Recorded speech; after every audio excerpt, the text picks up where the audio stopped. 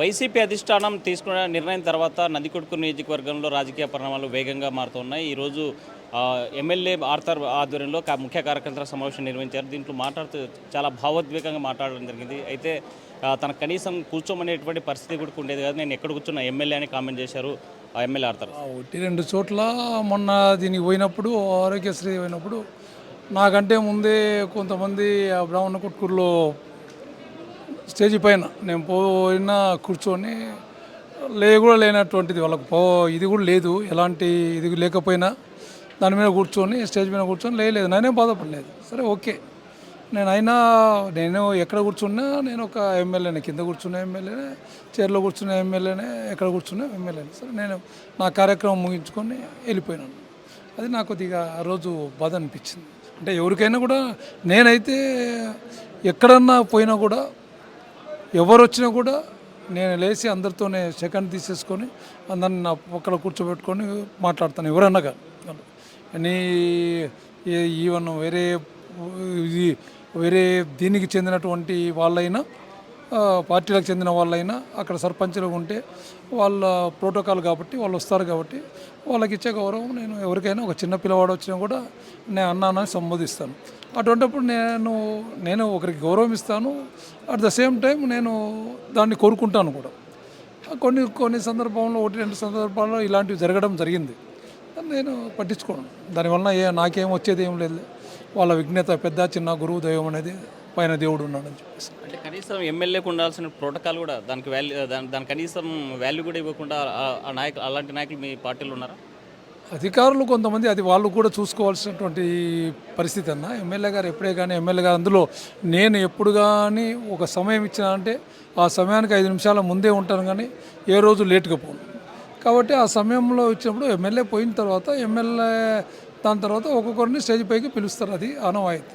మరి అధికారులు కూడా అలానే ఉన్నప్పుడు మనం ఏం చేస్తాం? ప్రధానం మీరు చెప్పండి, ఇందాక మీ కార్యకర్తలతో మాట్లాడుతూ నా కష్టాలు, కన్నీళ్ళు, బాధలు నా కుటుంబం నా వెన్నంటుందని మాట్లాడేటువంటి పరిస్థితి, అంటే కార్యకర్తలు కూడా పంచుకోలేని పరిస్థితి. కార్యకర్తలందరూ తెలుసు కదన్నా, నందికొట్కూరులో ఏం జరిగేది మీకు తెలుసు. మా వాళ్ళకు ఇప్పుడు మొన్న ఇవి మాకు ఏదైతే ఉన్నాయో మా పోస్టులన్నీ మా కార్యకర్తలకు, నాయకులకు తీసేయడం జరిగింది.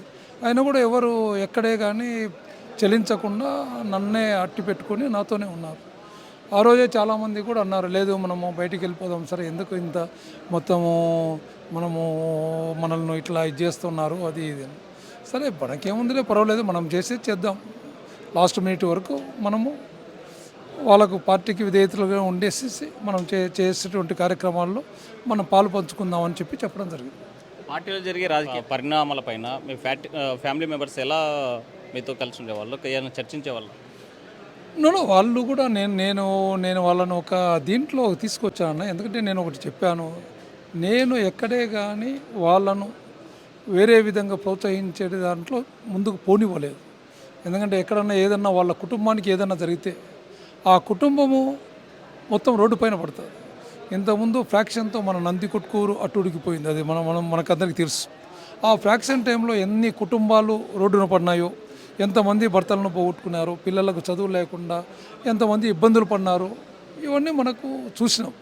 అటువంటిది ఇప్పుడు గత 10-15 సంవత్సరాల నుంచి ఒక స్టేజ్లోకి వచ్చి మంచిగా పిల్లలను చదువుతూనే ఫ్యామిలీస్ అన్నీ హ్యాపీగా ఉన్నాయి.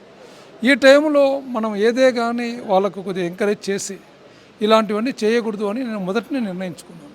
కాబట్టి ఏదైనా ఏమొచ్చినా నాతో పాటు కూడా వాళ్ళు కూడా నా యొక్క దాంట్లో అడుగు వేసుకుంటూ భరించుకుంటూ వాళ్ళు కూడా ఎక్కడే కానీ ఏదే కానీ చేయకుండా ఈ రోజు వరకు నందికొట్కూరు నియోజకవర్గంలో ఒక్క ఫ్యామిలీ కూడా మా వలన ఏదైనా ఇది జరిగింది, ఈ ప్రాబ్లంలో పడినారు అనేది లేకుండా మేము తీసుకురాగలిగినామంటే దానికి నాతో పాటు నా కుటుంబం అనుకున్నటువంటి నా నందికొట్కూరు నియోజకవర్గ ప్రజలు, నా నాయకులు, నా శ్రేయకులు, నా రెడ్లు, నా బీసీలు, నా ఎస్సీలు, నా ఎస్టీలు, వీళ్ళందరూ కలిసి ఒక కుటుంబం మాదిరి మేము ఉన్నాము.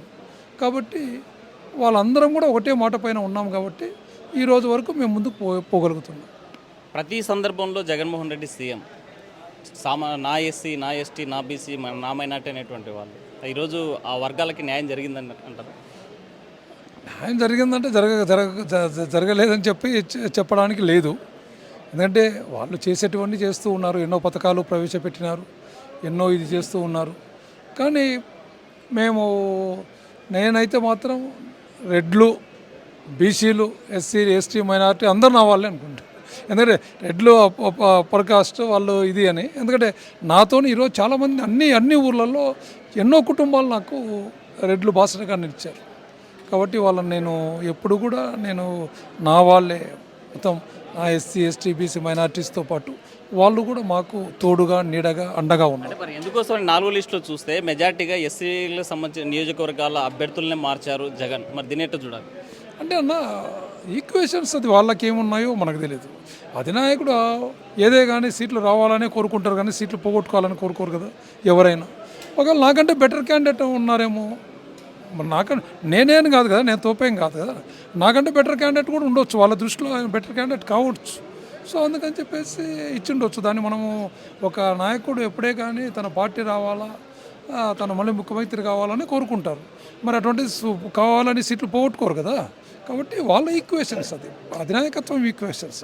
మెజార్టీ కార్యకర్తలకు నాయకులంతా ఒకటే కోరుతున్నారు, కూటమి వైపు అడుగులేద్దామంటారు. ఏ పార్టీ వైపు పోవాలని ఆలోచన? నా వాళ్ళు ఎవరు అనలేదన్న ఇప్పటి వరకు. మాట్లాడుతూ ఒకరిద్దరు ఎవరైనా మాట్లాడుతున్నారు, అందరిది తీసుకోవాలి కదన్న నేను. అందుకనే కదా మొన్న ఒకరిద్దరు మాట్లాడినందుకే మొత్తం అన్ని మండలాలలో ఉన్నటువంటి, అన్ని గ్రామాలలో ఉన్నటువంటి వాళ్ళని రమ్మని చెప్పేసి పిలిచి ఈరోజు మాట్లాడినాము. మధ్యలో మా లంచ్ టైం వచ్చేసేసింది, అప్పటికే లేట్ అయిపోయింది. బీపీ వాళ్ళు ఉంటారు, షుగర్ వాళ్ళు ఉంటారు. నా హెల్త్ ముఖ్యం కదా, నా వాళ్ళ హెల్త్ ముఖ్యం. నా కుటుంబంలో నా వాళ్ళు బాగుండాలి. ఏమైపోయినా పర్వాలేదు, అది నా ఉద్దేశం. కొంతమంది కార్యకర్తలు రాజీనామా చేయాలి, ఈరోజు సాయంకాలంలోగా మీ ప్రకటన చేయాలని కోరేటువంటి పరిస్థితి మీరే చేయబోతున్నారు. నన్ను ఎవరు ప్రెస్ చేయలేదన్న, నన్ను ఎవరు ఈ రోజు వరకు కొత్తపల్లికి సంబంధించినటువంటి కార్యకర్త రఫీ అనేటువంటి ఏ కార్యకర్త, ఏ నాయకుడు కూడా నా మీద ఎటువంటి ప్రెజర్స్ తీసుకురాలేదు. ఎవరన్నా ఒకరు వాళ్ళ బాధలు, వాళ్ళ దయంతో ఎవరన్నా ఒకరు మాట్లాడితే వాళ్ళను మేము ఎలా మాట్లాడాల్సిందో మేము మాట్లాడదాం. అందుకనే కదా నేను ఇప్పుడు మీతో మాట్లాడతాను, మీరు భోజనం చేస్తారంటే చల్లగా కూల్గా వేడిగా ఉన్నారు అని చెప్పాను. పార్టీ ప్రకటించినటువంటి అభ్యర్థి డాక్టర్ సుధీర్ మీకు తెలుసా? తెలీదు, ఐ డోంట్ నో. ఎప్పుడన్నా ఆ పేరు విన్నారా? No, I don't know. Party ప్రకటన చేసినప్పుడు మాత్రమే. నాకు తెలియదు. ఆర్థర్ ఒకటే చెప్తున్నారు, డాక్టర్ సుధీర్ పేరు నేను ఎప్పుడు వినలేదు. ఆయన ఈ ప్రకటన చేసిన తర్వాత ఆయనను చూసేటువంటి ఆయన పేరు విన్నటువంటి పరిస్థితి అయితే కనిపిస్తుంది. అయితే నా కార్యకర్తలు ఏదైతే సూచిస్తారో, నాకు ఉన్నటువంటి నియోజకవర్గ ప్రజలు ఏ దారిలో అంటే ఆ దారిలో వెళ్ళేందుకు నేను సిద్ధంగా ఉన్నానని చెప్తున్నారు డాక్టర్ ఆర్థర్. వీడియో జర్నలిస్ట్ చంద్రశేఖర్తో హుసైన్, RTV కర్నూలు. మరిన్ని వీడియోస్ కోసం ఛానల్ ని సబ్స్క్రైబ్ చేయండి, లేటెస్ట్ అప్డేట్స్ కోసం వాట్సాప్ ఛానల్ ని ఫాలో చేయండి, అండ్ లింక్ డిస్క్రిప్షన్ లో ఉంది.